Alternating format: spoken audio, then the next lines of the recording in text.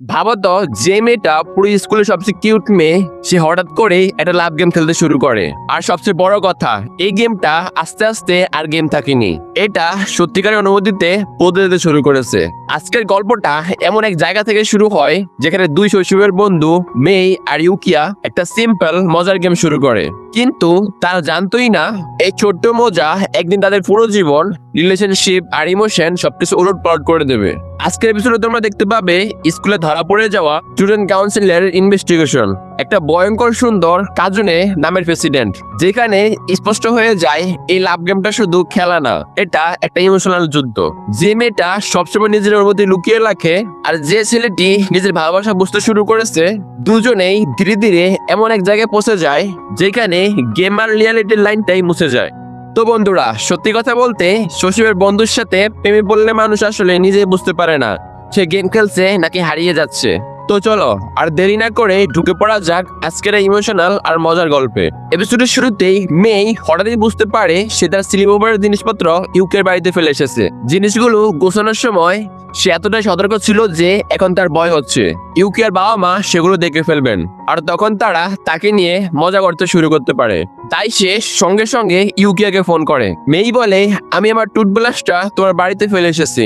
ইউকিয়া জানায় যে সে ওয়াশরুমে টুথব্রাশটা পেয়েছিল এবং নিজের রুমে রেখে দিয়েছে। তারপর সে মেয়েকে জিজ্ঞাসা করে ছোটবেলার মতো চাইলে সে কি তার জিনিসপত্র সেখানে রাখতে পারে। কিছুক্ষণ ভেবে মেই সে প্রস্তাবে রাজি হয়ে যায়, কিন্তু উত্তর দেওয়ার আগে নিজেকে শান্ত করতে একটু সময় লাগে। মেই বলে, কিন্তু আমার টুথব্রাশ ব্যবহার করবে না। ইউকিয়া বলে, তুমি কি সত্যি ভাবো আমি এতটা অদ্ভুত কাজ করব? এক বৃষ্টি ভেজা সকালে মেই স্বাভাবিক সময়ের আগে ইউকিয়ার বাড়ির দিকে রওনা দেয়। দরজা খুলে দেয় ওয়াকানা, আর মেয়েকে দেখে সে বেশ অবাক হয়ে যায়। ইউকিয়ার মা মেয়েকে দেখে হঠাৎ একটা দারুণ আইডিয়া মাথায় আনেন। ইউকিয়ার মা বলেন, তুমি কি নিজে গিয়ে ইউকিয়াকে ঘুম থেকে তুলতে চাও? মেয়ের কাছে ব্যাপারটা খুব মজার মনে হয়, তাই সে সঙ্গে সঙ্গে রাজি হয়ে যায়। মেই উপরে চলে যেতেই ইউকিয়ার মা উত্তেজনা চিৎকার করে ওয়াকানাকে বলে, ওদের মধ্যে কি কিছু চলছে?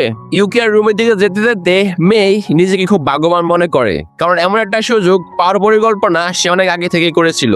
স্লিপ ওভারের পর থেকেই সে ঠিক করেছিল এবার একটু বেশি চেষ্টা করবে। তার বিশ্বাস ছিল কোনো ছেলেই এমন একটা মেয়েকে উপেক্ষা করতে পারবে না। মেই ধীরে ধীরে রুমের ভেতরে উকি দেয় এবং দেখে ইউকিয়া এখনো ঘুমিয়ে আছে। কিছুক্ষণ সে শুধু চুপচাপ দাঁড়িয়ে ইউকিয়ার দিকে তাকিয়ে থাকে। চারপাশে লক্ষ্য করতে করতে সে বুঝতে পারে যে পুরো ঘরটা ইউকিয়ার গন্ধে রয়েছে। অবশেষে সে নিশু হয়ে ইউকিয়াকে ডাকতে যায়, কিন্তু ঠিক তখনই তার ভেতরে অদ্ভুত একটা সংঘর্ষ কাজ করে। সে কিছু করার আগে ইউকিয়া নিজেই কিছু নড়াচড়া করে ওঠে। কয়েক সেকেন্ড লাগে বুঝতে যে মেয়ে তার রুমে দাঁড়িয়ে আছে, আর সেটা বুঝতে সে পুরোপুরি জেগে ওঠে আর ভীষণ জোরে একটা চিৎকার দেয়। তাদের এই হইচই নিচের ডাইনিং রুম থেকে শোনা যাচ্ছিল। কিছুক্ষণ পর ইউকিয়া স্কুলে যাওয়ার জন্য পুরোপুরি প্রস্তুত হয়ে যায়। সে ছাতা খোলার আগে মেই নিজে ছাতা খুলে দেয়। মেই বলে, চলো আমরা আজ একই ছাতার নিচে যাই। ইউকিয়ার বুঝতে সময় লাগে যে এটা তাদের লাভ গেমের অংশ। হঠাৎ মেই তার হাতের সঙ্গে নিজের হাত জড়িয়ে ফেলে।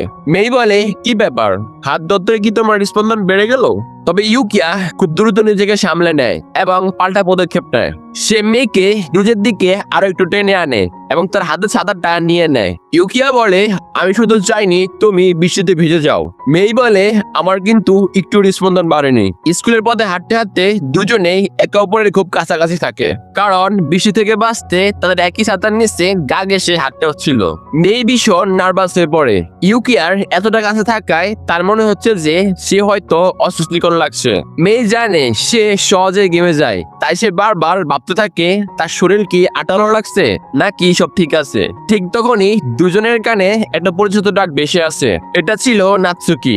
নাৎসুকির ডাক শুনে মেই সঙ্গে সঙ্গে একটা সুযোগ পেয়ে যায়। সে ইউকিয়ার পাশ ছেড়ে নাৎসুকির সঙ্গে একই ছাতার নিচে চলে যায়। মেই সরে যেতেই ইউকিয়ার সঙ্গে সঙ্গে তার উষ্ণতার অভাব অনুভব হয়। কিছুক্ষণ পর নাৎসুকি আবারও ইউকিয়াকে ডাক দেয়।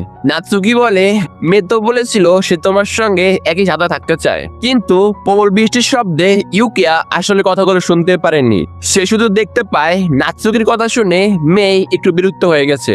সেদিন স্কুলের সমাবেশ, সবাই ছাত্র পরিদর্শের ঘোষণা শুনছিল, কিন্তু ইউকিয়ার মন শুধু ঘুরে ফিরে মেয়ের কাছে চলে যাচ্ছিল। সে মনে মনে ভাবছিল গ্রীষ্ম ছুটি শুরু হওয়ার আগেই তাকে এমন একজন মানুষ হতে হবে যে মেয়ের যোগ্য। এই ভাবনা নিয়ে সে পেছনে ফিরে মেয়ের দিকে তাকায়। মেয়েও সেটা লক্ষ্য করে ফেলে। মেয়ে হঠাৎ করে তাকে একটা চোখ টিপ দেয়। ইউকিয়াও চোখ টিপে জবাব দিতে চেয়েছিল, কিন্তু বাস্তবে নয়, সেটা শুধু তার কল্পনাতে সম্ভব হয়। ঠিক তখনই ছাত্র পরিষদের সভাপতি কাজুনে গলা খাকারি দেয়। শব্দটা শুনে ইউকিয়া মনে করে এবার বুঝি সে ধরা পড়ে গিয়েছে, কিন্তু কাজুনে তাকে কিছু না বলে অন্য একজনকে বকাঝকা করে। মেয়ের বন্ধু আকানে তখন একটা পুরনো কথা বলে। আকানে বলে, জানো, মিডল স্কুলের কাজনে একটা ভয়ঙ্কর ডাকনাম ছিল। শোনা যায় একবার নাকি সে এক ছেলেকে এতটাই মেরেছে যে সে ছেলেটাকে হাসপাতাল পর্যন্ত যেতে হয়েছে। এই গল্প শুনে মেয়ে পুরোপুরি অবাক হয়ে যায়। অবশেষে কাজনে তার বক্তব্য শেষ করে। কাজনে বলে, ছুটিটা অর্থপূর্ণভাবে কাটাও, যাতে পরের সেমিস্টারে নতুন উদ্যম নিয়ে ফিরতে পারো। দিনের ক্লাস শেষ হওয়ার পর ইউকিয়া স্কুল থেকে বের হতে যাচ্ছিল। ঠিক তখনই মেই তাকে পেছন থেকে ডেকে থামায়। মেই বলে, আমাকে খুঁজতে খুঁজতে বীরের মধ্যে কতক্ষণ ঘুরছিলে বলে তো? মেয়ের খোঁজা শুনে ইউকিয়া একটু বিরক্ত হয়ে পড়ে। হঠাৎ সে মেয়ের হাত ধরে ফেলে, তারপর সে তাকে নির্জন সিঁড়ির দিকে নিয়ে যায়। ইউকিয়া মেয়েকে দেওয়ালের পাশে আটকে দেয়। ইউকিয়া বলে, সকালের ওই চোখ টিপাটা কি ইচ্ছে করে করেছিলে? এখন কিন্তু তোমার উপর আমার পুরো মনোযোগ আছে। এই জায়গায় কেউ আসে না। পরিস্থিতি হঠাৎ করে ভীষণ নার্ভাস হয়ে যায়। মেই বলে, কিন্তু কেউ যদি আমাকে দেখে ফেলে? ইউকিয়া বলে, চিন্তা করো না, কেউ দেখবে না। আর সে ছিল ছাত্র পরিষদের সভাপতি কাজনে। অবশেষে দুজনেই কাজনেকে দেখতে পায়। কাজনে এক দৃষ্টিতে তাদের দিকে তাকিয়ে থাকে। কাজনে বলে, স্কুলে দাঁড়িয়ে এমন দুষ্টুমি করা একদমই ঠিক না। মেই আর ইউকিয়া তাড়াহুড়া করে ব্যাখ্যা দিতে শুরু করে। ইউকিয়া বলে, না না, ব্যাপারটা আপনি যেমন ভাবছেন সেরকম কিছুই নয়। মেই বলে, আমরা শুধু শৈশবের বন্ধু, আর এটা একটা লাভ গেম। কাজনে বলে, আমি জানি তোমরা লাভ গেম খেলছো। এই কথা শুনে মেই আর ইউকিয়া পুরোপুরি হতবাক হয়ে যায়। মেই ও ইউকিয়া বলে, আপনি জানেন? কাজনে বলে, আমি ছাত্র পরিষদের সভাপতি, তাই শিক্ষার্থীদের উপর নজর রাখা আমার দায়িত্ব। আগামীকাল দুপুরে ছাত্র পরিষদের কক্ষে উপস্থিত হবে। তোমাদের পুরো বিষয়টা সেখানে ঠিকমতো ব্যাখ্যা করতে হবে। এই কথা বলে সে সেখান থেকে চলে যায়। কাজনে চলে যেতেই মেই আর ইউকিয়া একে অপরকে দোষ দিতে শুরু করে। মেই বলে, সব তোমার দোষ। ইউকিয়া বলে, আমার দোষ? প্রথমত তুমি চোখ টিপেছিলে। কিছুক্ষণ তর্কের পর মেই হঠাৎই লক্ষ্য করে ইউকিয়া সত্যি চিন্তিত। এটা দেখে মেয়ের মন নরম হয়ে যায়। মেই বলে, প্রয়োজন হলে আমি সব দায়িত্ব নিজের উপর নেব, কারণ এই গেমটা মূলত আমার এই আইডিয়া ছিল। ইউকিয়া বলে, না, সেটা হবে না, আমি নিজেও এই গেমে সমানভাবে জড়িয়ে আছি। এরপরের দৃশ্যে কাজনে দূর থেকে বেসবলের দৃশ্য দেখছিল। তার মনে তখন নিজের শৈশবের বন্ধুর কথা ঘুরছিল। পরের দিন মেই আর ইউকিয়া নির্ধারিত সময় ছাত্র পরিষদ কক্ষে পৌঁছে যায়। সেখানে কাজনে একটা মোটা ফাইল টেবিলের উপরে রাখে। ফাইলটির ভেতরে ছিল তাদের লাভ গেম নিয়ে বিস্তারিত পর্যবেক্ষণের নোট। সবকিছু দেখে মেই আর ইউকিয়া পুরোপুরি হতবাক হয়ে যায়। মেই বলে, আসলে ইউকিয়া খারাপ কিছু করেনি। ইউকিয়া বলে, না, দোষটা মেন নয়। দুজনেই নিজেদের বাঁচানোর বদলে একে অপরকে রক্ষা করতে থাকে। তাদেরকে দেখে কাজনে স্পষ্টভাবে বুঝতে পারে তারা একে অপরকে কতটা ভালোবাসে।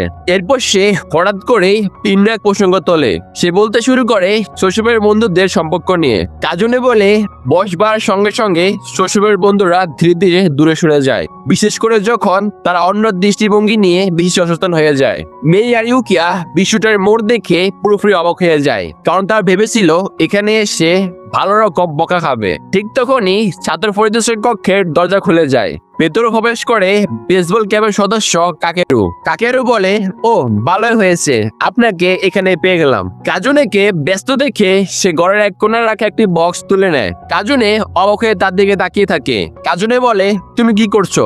কাকেরু বলে, বক্সটা অনেক ভারী মনে হচ্ছে, তাই ভাবলাম আমি একটা স্টাফ রুমে রেখে দিয়ে আসি। কাজুনে সঙ্গে সঙ্গে বক্সটা নিজের হাতে নিয়ে নেয়। কাজুনে বলে, আমি নিজে এটা বহন করতে পারবো। কাকেরু জেদ ধরে বক্সটা আবার নিয়ে নেয়। কাকেরু বলে, আপনি তো এখন অন্য কাজ নিয়ে ব্যস্ত আছেন, এই ধরনের কাজগুলো অন্তত আমাকে করতে দেন। তার কথা শুনে কাজুনের গাল লাল হয়ে যায়। মেই আর ইউকিয়া সেটা সঙ্গে সঙ্গেই লক্ষ্য করে ফেলে। হঠাৎ সে কাজুনের মাথার দিকে হাত বাড়ায়। তার চুলে আটকে থাকা একটা ছোট্ট জিনিস সে সরিয়ে দেয়। কাকেরু বলে, এটা তোমার চুলে আটকে ছিল। এই মুহূর্তে কাজুনে আর নিজের লজ্জা সামলাতে পারে না। ধপাস, সে সোজা কাকেরুকে ঘুষি মেরে ঘরের উপরে পাঠিয়ে দেয়। ঘটনার পরেই সে ব্যাখ্যা দিতে থাকে, এটা পুরোপুরি তোমার দোষ। কিন্তু কাকেরু হেসে উত্তর দেয়, তোমার ঘুষি সহ্য করতে পারা এমন মানুষ আমি ছাড়া আর কে আছে?